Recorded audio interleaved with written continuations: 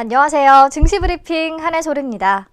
오늘은 겨울에 접어든다는 절기, 입동인데요. 절기에 맞춘 듯 때이른 겨울 추위가 찾아왔습니다. 서울에서는 처음으로 얼음이 관측됐다고 하는데요. 슬슬 고이 모셔놨던 패딩을 잘 꺼내놔야겠습니다. 네, 11월 8일 브리핑 시작할게요. 간밤 뉴욕 증시가 또다시 역대 최고 기록을 갈아치웠습니다. 미국과 중국이 1단계 무역 합의의 일환으로 그동안 서로에 부과하고 있던 추가 관세를 단계적으로 철폐하는 데 합의했다는 소식이 들려왔기 때문인데요. 먼저 중국 측은 어제 관련해서 공식 발표를 내놓기도 했죠. 가오퐁 상무부 대변인이 양측은 협상 진전에 따라 단계적으로 고율 관세를 취소하기로 동의했다라고 밝히면서 만약 양국이 1단계 합의에 이른다면 반드시 합의 내용을 바탕으로 동시에 같은 비율로 고율 관세를 취소해야 한다라고 말했습니다. 이에 트럼프 행정부의 한 관리도 이날 로이터 통신에 1단계 무역 합의의 일환으로 양국은 관세 철회에 합의했다고 확인했는데요. 다만 시장에서는 정부 차원의 공식 발표를 진행한 중국과 달리 미국 측 입장은 언론을 통해서만 확인되고 있어서 미묘한 온도 차이를 드러내자 촉각을 곤두세우기 시작했습니다. 이후 미 월스트리트 저널이 중국의 공식 발표와는 달리 트럼프 행정부 내부에서는 엇갈린 반응이 나오고 있다고 보도하면서 뉴욕 증시의 상승폭이 크게 줄었습니다. 1단계 합의의 대가로 그 어떤 관세 철회도 계획된 것이 없다며 중국 관리들이 그들이 유리한 쪽으로 재협상을 시도하고 있다고 전했고요.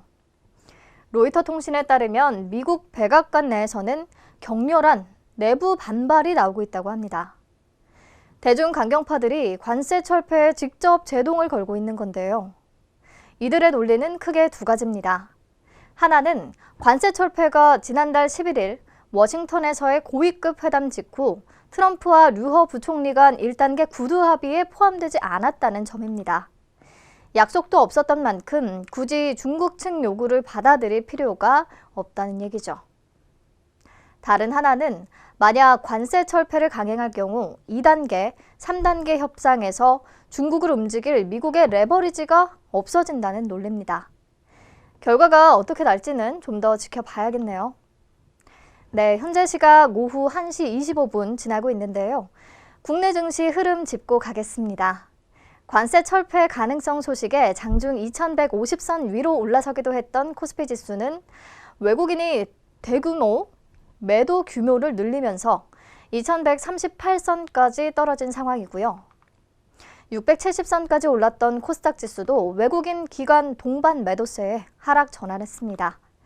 종목별로는 빅히트의 인수설 제기로 큐브엔터가 장중 상한가에 도달하기도 했고요. 셀리버리가 유럽 27개국의 파킨슨병 치료제 관련 특허를 취득했다는 소식에 급등했습니다. 네, 다른 종목들은 키워드로 같이 만나볼게요. 첫 번째 키워드, 미중 무역협상 훈풍에 웃는 종목들. 네, 오늘은 중국 관련주들부터 얘기를 좀 해보죠. 먼저 미중 무역협상 관련해서 약간 스케일이 큰 좋은 소식이 들려올 때마다 오르는 종목들이 있어요. 바로 국내 상장 중국 기업들인데요. 어떤 종목들이 있는지 잘 파악해두면 양국 분위기가 좋을 때 단타라도 노려볼 수 있겠죠. 앞에서 얘기했듯이 미국과 중국이 기존 관세의 단계적 철폐 방침에 합의했다는 소식이 들려왔고 이에 오늘 국내 증시에 상장된 중국 기업들이 급등세입니다. 이름부터 중국 냄새를 물씬 풍기는 윙이푸드와 헝성그룹, 그리고 골든센츄리, 컬러레이, 크리스탈 신소재, 오가닉티 코스메틱, SNC 엔진그룹, GRT, 글로벌 SM, 로스웰, CKH까지 잘 기억해 두세요. 오늘 그냥 구경만 했다면 다음번엔 매매에 옮겨볼 수 있으니까요. 그리고 대표적인 중국 소비 관련주로 꼽히는 화장품 주들도 오늘 강세인데요. 지금이 화장품 업계의 성수기이기도 하고 또 중국 광군제와 미국 블랙 프라이데이를 비롯해 연말 성탄절과 같은 빅 이벤트들이 즐비한 만큼 당분간은 좋은 흐름을 이어갈 것이라는 분석이 많은데요. 최근 3년간 움직임을 봐도 중국 노출도가 있는 소비재 기업들의 경우 주가가 관군제를 전후로 많이 올랐어요. 그리고 실제 화장품 업종 지수가 8월 저점과 비교해 32%나 뛰어 올랐고요. 수출 역시 9월부터 전년 대비 증가세로 전환됐다고 합니다. 또한 사드 사태 이후 중국 정부가 한국 드라마, K-팝, 화장품 산업 전반에 걸쳐서 한한령을 취해왔잖아요. 이 제재가 서서히 해빙 무드로 접어들고 있다는 분석입니다. 최근 가수 겸 배우 김재중이 중국 베이징에서 열린 2019 아시아 신곡 차트 시상식에서 해외 인기 가수상을 수상하기도 했고, 또 중국에서 높은 인기를 이어왔던 배우 김수현 씨도 지난달 중국 상하이에서 열린 행사에 참석했다고 하고요.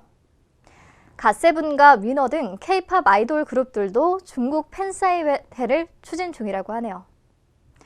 국내 화장품 관련 기업들의 중국향 매출도 양호한 편이라서 최근 순환매 장세에서 더욱 빛을 발하고 있는 듯합니다. 워낙 지금이 저점이니까 관심 가져봐도 될 것 같아요. 네, 다음 키워드 만나볼게요. 두 번째 키워드, 아시아나항공의 새 주인, 애경대 현대산업개발. 아시아나항공 본입찰이 어제 오후에 마감됐습니다. 본입찰에는 예상대로 현대산업개발과 애경그룹, KCGI가 뛰어들었고 제3의 대기업이 참여하는 깜짝 반전은 없었습니다. 전략적 재무자를 찾지 못한 KCGI가 SK나 GS, 또 하나 등 대기업과 손잡고 나올 것이라는 관측도 제기됐지만 이변은 없었는데요. 그렇기 때문에 KCGI의 경우 애견과 현대산업개발 두 후보군에 비해 우선 인수 협상 대상자로 선정될 가능성이 낮아 보입니다. 사실상 현대산업개발과 애경그룹 양강 구도인 거죠. 그렇다면 두 기업의 각기 다른 강점은 무엇이냐? 우선 애경의 경우 국내 1위 저비용 항공사 제주항공의 모기업이죠. 항공사 운영 노하우를 갖고 있는 게 강점입니다. 제주항공을 첫 매출 1위 돌파, 국내 1위 저비용 항공사로 키워냈고, 그렇기 때문에 애경이 아시아나를 인수하게 되면 대한항공을 위협하는 거대 항공사가 나올 것이라는 관측도 제기됩니다. 현대산업개발은 자금력 면에서는 애경보다 큰 강점을 갖고 있다는 분석입니다. 현재 아시아나의 부채가 9조 6천억 원에 달하는 만큼 경영 정상화를 위한 대규모 추가 자금 투입이 불가피한데요. 현대산업개발이 보유한 현금성 자산이 1조 원이 넘는 데다가 미래에셋대우와 컨소시엄을 이뤄서 더욱 풍부한 자금력을 갖췄다는 평이 나옵니다. 그렇다면 가장 큰 관심사는 인수 비용인데, 업계에서는 아시아나 인수 비용을 최대 2조 원까지 추산하고 있는 상황이고요.